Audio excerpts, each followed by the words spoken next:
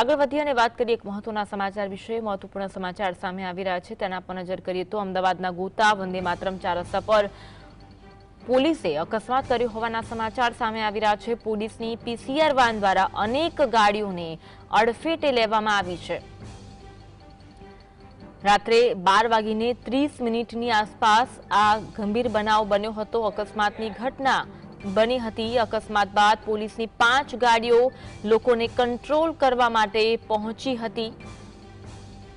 અમદાવાદના ગોતા વિસ્તારની ઘટના વંદે માતરમ 4 રસ્તા પર અકસ્માત સર્જાયું છે। પોલીસ દ્વારા અકસ્માત સર્જાયો સીસીટીવી દ્રશ્યો પણ સામે આવ્યા છે। પોલીસની 5 ગાડીઓ સમગ્ર ટ્રાફિકને કંટ્રોલ કરવા માટે પહોંચી હતી, પરિસ્થિતિને કંટ્રોલ કરવા માટે પહોંચી હતી। આ ઘટનાના સીસીટીવી દ્રશ્યો સામે આવ્યા છે। પોલીસે જ અકસ્માત સર્જ્યો હોવાના દ્રશ્યો જોવા મળી રહ્યું છે। 5 ગાડીઓને અડફેટે લીધી હતી। રાતે 12:30 વાગ્યાની આ ઘટના છે। 12:30 વાગે આ ગંભીર બનાવ બન્યો હતો, જેના સીસીટીવી દ્રશ્યો સામે આવ્યા છે।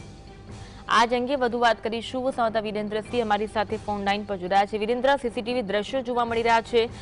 પોલીસે ગાડી દ્વારા અકસ્માત સર્જાયો હોવાની ઘટના બની છે, ઘટના અંગે માહિતી આપશો। બિલકુલ થી અન્વી કે અમદાવાદ શહેરના સોલા વિસ્તારની અંદર જે વંદે માતરમ આવેલું છે ને, તે વંદે માતરમ પાસે જ ગત મોડી રાત્રે 112 જનરક્ષક જે રાજ્ય સરકાર દ્વારા શરૂ કરવામાં આવ્યું છે, તે 112 જનરક્ષકના પીસીઆર દ્વારા અકસ્માત છે તે કરવામાં આવ્યો હતો। આ જે અકસ્માત સર્જાયો તે ખૂબ જ ગમખર અકસ્માત કહી શકાય, કારણ કે જે સીસીટીવી છે તે પણ ઘટનાના સામે આવ્યા છે। બીજી બાજુ જો વિગતવાર વાત કરવામાં આવે અન્વી, તો રાત્રિના 12:30 વાગ્યાના અરસાની અંદર આ અકસ્માતની ઘટના છે તે બનવા પામી હતી, જેની અંદર પોલીસની કુલ ગાડીઓ જે ઘટના સર્જાઈ ત્યારબાદ 5 જેટલી ગાડીઓ છે તે ઘટના સ્થળ ઉપર ધસી આવી હતી।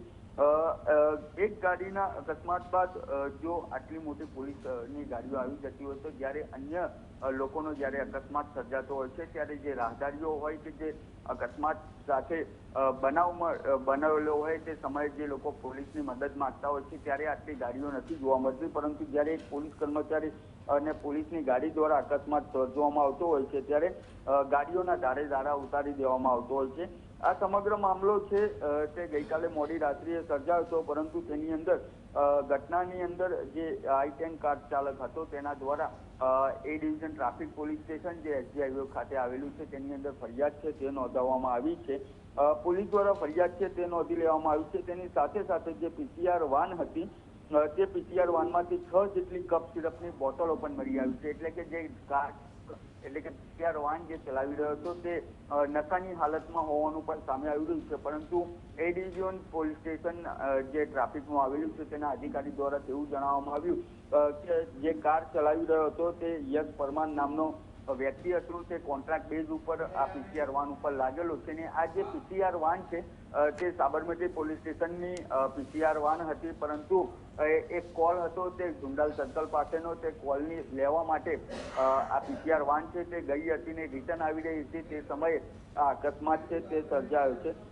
સૌથી મોટી વાત એ કહી શકાય અન્વી કે જ્યારે પણ અકસ્માત સર્જાતો હોય છે પોલીસ દ્વારા કાર્યવાહી પણ કરવામાં આવતી હોય છે, પરંતુ જે આ સાબરમતી પોલીસ સ્ટેશનની જે પીસીઆર વાન છે તે આઉટસોર્સનો ડ્રાઈવર યશ પરમાર જે કાર ચલાવી રહ્યો હતો તેની સાથે સાથે અન્ય પોલીસ કર્મીઓ પણ પીસીઆર વાનની અંદર હાજર હતા, પરંતુ જે પીસીઆર વાન હતી તેની અંદરથી 6 જેટલી કપ સિરપની બોટલો છે તે મળી આવ્યું છે। તેની અંદર કપ સિરપનું સેવન છે તે કરવામાં આવતું હતું, નશો કરવામાં આવતો હતો, તે સમગ્ર ઘટના લઈને તપાસ છે તે અત્યારે તેજ કરવામાં આવી છે।